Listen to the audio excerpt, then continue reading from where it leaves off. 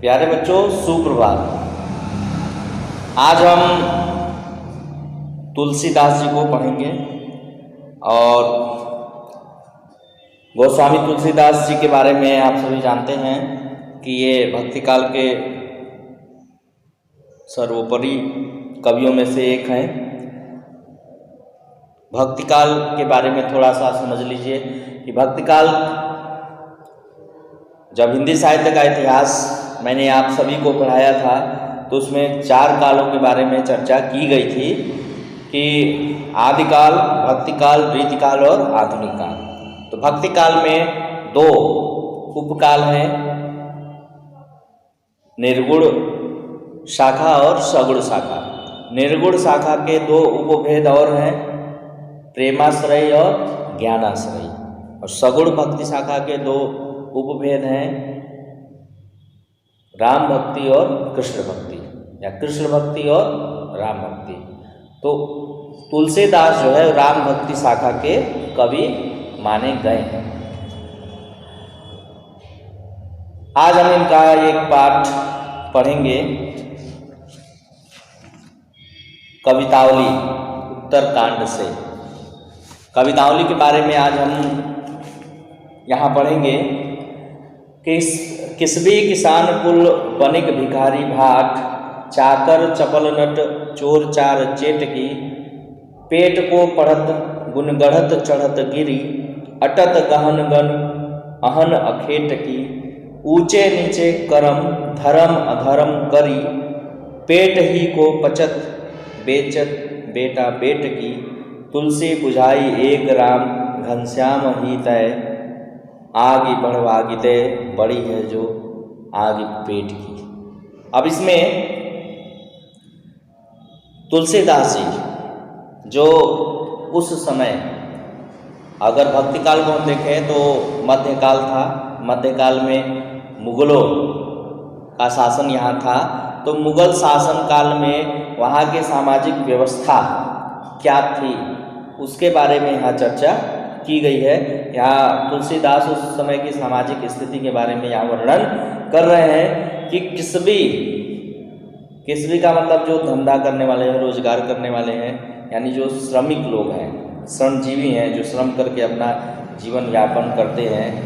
किसान कुल जो खेती बाड़ी करते हैं, जो अन्न उपजाने का काम करते हैं। बनिक व्यापारी, भिखारी और भाट।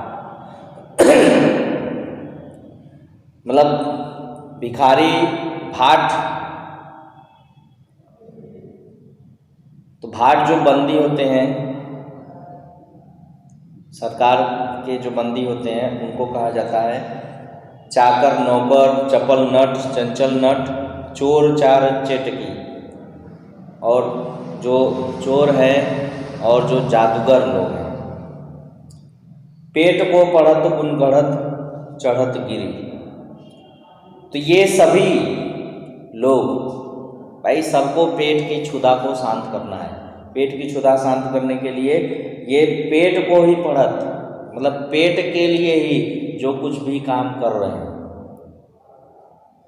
चाहे वो जो कुछ भी पढ़ रहे हैं या जो कुछ भी गुण सीख रहे हैं, या जो भयंकर या काफ़ी ऊंचे पर्वत है उन पर चढ़ रहे हैं, तो किस लिए चढ़ रहे हैं? ताकि उनकी पेट की क्षुधा शांत हो जाए। यानी कठिनतम से कठिनतम कार्य को कर रहे हैं ताकि उनकी पेट की क्षुधा शांत हो सके।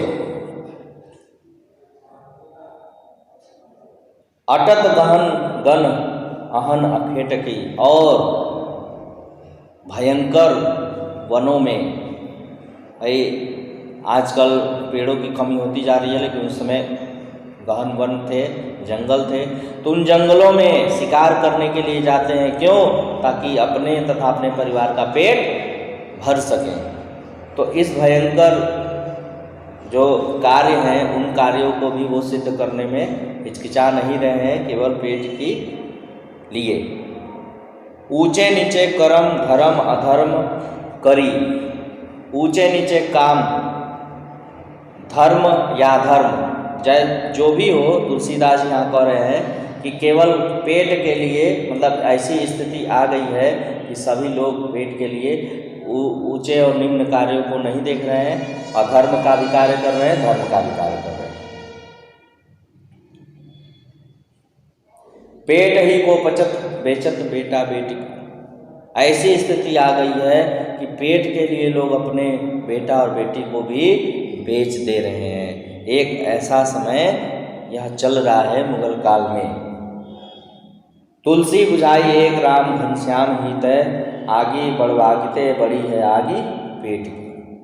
अब देखिए, तुलसी बुझाई एक राम, मतलब तुलसीदास जी यहाँ कह रहे हैं कि एक राम ही है, वह जो घनश्याम है। घनश्याम क्या है? बादल। श्री राम को वो बादल बता रहे हैं कि श्री राम वही घनश्याम है। घनश्याम बादलों का क्या काम है? अग्नि को बुझाने का काम है। और अग्नि कैसी? वही घनश्याम है जो आगे बढ़वागिते, आगे बढ़वागिते बढ़वाग्री है। बढ़वाग्री का तात्पर्य होता है समुद्र में लगने वाली अग्नि। अब भाई समुद्र कितना विशाल है, तो एक अग्नि जो समुद्र में लगती है उसको बढ़वाग्री माना गया है। बढ़वागिते यहाँ वही है कि समुद्र इतना विशाल है, इस धरती से भी अधिक समुद्र है। उस समुद्र में भी अगर अग्नि लग जाए तो वो कितनी विशाल होगी। तो उस अग्नि को बुझाने का काम बड़ी है आगे पेट की। उस जो पेट की अग्नि है, जो सब कुछ करने पर विवश व्यक्ति को कर देती है, तो उस अग्नि की जो पेट रूपी अग्नि है, जो समुद्र की तरफ में लगने वाली अग्नि के समान है, उस अग्नि को बुझाने का काम कौन है? एक राम है। यानी तुलसीदास जी कह रहे हैं कि हमें राम की भक्ति की ओर अग्रसर होना चाहिए, श्री राम की तरफ समर्पित होना चाहिए। वो हमारे पेट की अग्नि को शांत करेंगे। जब हम भक्ति मार्ग पर चलेंगे तो पेट की क्षुधा जो है हमारी वो शांत होगी। हमें एक शक्ति मिलेगी, ईश्वरीय शक्ति, जो राम भक्ति के द्वारा हमें जो बल मिलेगा वो हमारी पेट की अग्नि को बुझाने में सहायक हो सकती है। हमें कुछ कारक भी प्राप्त हो सकते हैं। अगला है, खेती न किसान को, भिखारी को न भीख बली, बनिक को बनिज न चाकर को चाकरी, जीविका विहीन लोग सोध्यमान सोच बस, कहे एक एकन सो, कहे एक एकन सो, कहाँ जाई का करी। वेद हो पुराण कही, लोक हो विलोकयत, सी करें सबय पै रावरे कृपा करी, दारिद दशानन दबाई दूनी दीन बंधु, दूरित दहन देख तुलसी हाहा करी। अब उस समय की जो स्थिति है, कैसी स्थिति है, इसके बारे में हम आप नहीं जानते, लेकिन उस समय तुलसीदास थे, उन्होंने लिखा है कि उस समय की जो सामाजिक व्यवस्था थी, किस प्रकार का घोर अत्याचार था, उसके बारे में चर्चा यहाँ कर रहे हैं। कि खेती न किसान को खेती नहीं हो रही है, यानी जो खेती हो रही है वो सब कर के रूप में, लगान के रूप में चला जा रहा है। तो किसान को ऐसी स्थिति आ गई है कि किसान जो जिसका सबसे प्रिय है खेत, अपनी संतान की तरह वो खेत को सींचता है, माँ की तरह पूजता है खेत को, तो वह फसलों को संतान की तरह मानता है और भूमि को माँ की तरह दर्जा देता है। उस किसान के लिए जो खेती कितनी महत्वपूर्ण है। ऐसी एक स्थिति आ गई है कि भिखारी को भीख भी नहीं मिल रहा है, बनिक को बनिज, व्यापारी का व्यापार भी नहीं चल रहा है, और न चाकर को चाकरी।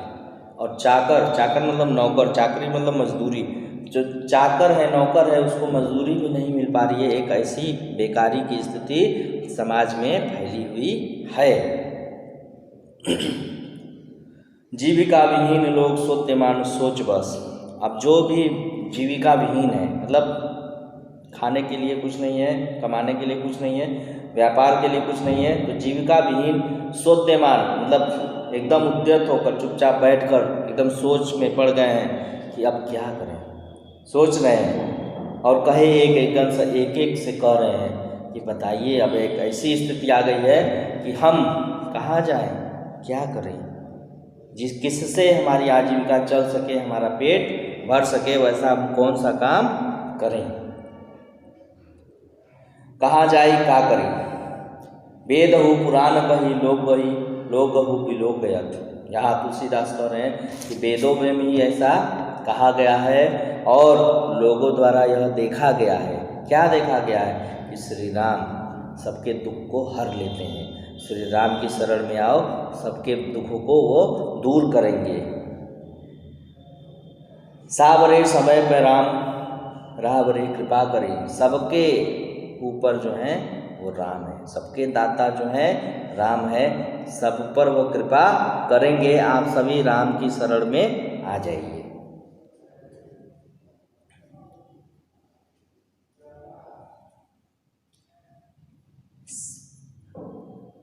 साकरे समय पर राम रे कृपा करी, दारिद्र दशानन दबाई दूनी दीन बंधु।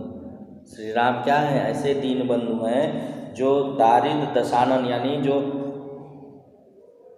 निर्दयी रावण है उसको भी उन्होंने दबा दिया, उसका भी नाश कर दिया, उसके भी दुख जो अत्याचार थे उसको भी समाप्त उन्होंने कर दिया। तो इस संसार में जो भी है, अगर हम श्री राम के शरण में जाएंगे तो जो भी दुख हमें प्राप्त हो रहा है वो सब दुख का अंत होगा। दूरित दहन देख तुलसी हाहा करी। और तुलसीदास यहाँ कह रहे हैं कि जो उन्होंने पढ़ा है, वेदों में पढ़ा है या लोगों द्वारा जो कहा सुना गया कि जो दीनबंधु है, दीनबंधु बिरध संभारी हरऊ नाथ मम संकटहारी, तो जो सबके संकट को दूर करने वाले हैं श्री राम जो हैं, वो सबका उद्धार करने वाले हैं। तो तुलसीदास जी कह रहे हैं कि मैं उनके प्रताप को जानता हूँ, इसलिए मुझे किसी का भय नहीं है और मैं उनके प्रताप को जानकर मैं हंस रहा हूँ, आहा ठठाका लगा रहा हूँ कि मेरा जो दुख है वो कौन दूर करेगा, केवल मेरे स्वामी जो है श्री राम है वही दूर कर सकते हैं।